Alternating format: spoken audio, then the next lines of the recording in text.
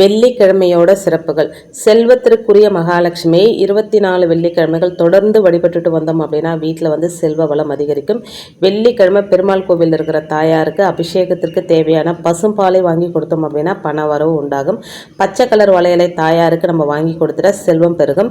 வெள்ளிக்கிழமை சுக்கிர ஓரையில் மகாலட்சுமி அஷ்டோத்திரம் சொல்லி செந்தாமரை இதழ் கொண்டு அர்ச்சிக்க தனலாபம் கிடைக்கும். வெள்ளிக்கிழமை மாலை நேரத்தில் பசுவிற்கு உணவளிக்க செல்வம் சேரும். வெள்ளிக்கிழமைகளில் மாலை வேலைகள் சுத்தமான சாம்பிராணி போட்டு வீடு ஃபுல்லாக புகை போடுவதன் மூலம் வீட்டில் ஏதாவது துர்சக்திகள் இருந்தால் விலகிடும். அதோட வீட்டில் நேர்மறை ஆற்றல் அதிகரிக்கும். இதன் மூலம் வீட்டில் இருக்கிற அனைவருக்கும் புத்துணர்வு கிடைக்கும்.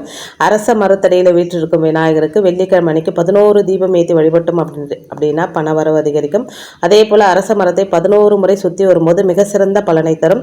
வெள்ளிக்கிழமை தோறும் குபேர விளக்கில் தாமரை திரியிட்டு விளக்கேற்றி வந்தால் குபேரனோட அருள் கிடைக்கும்.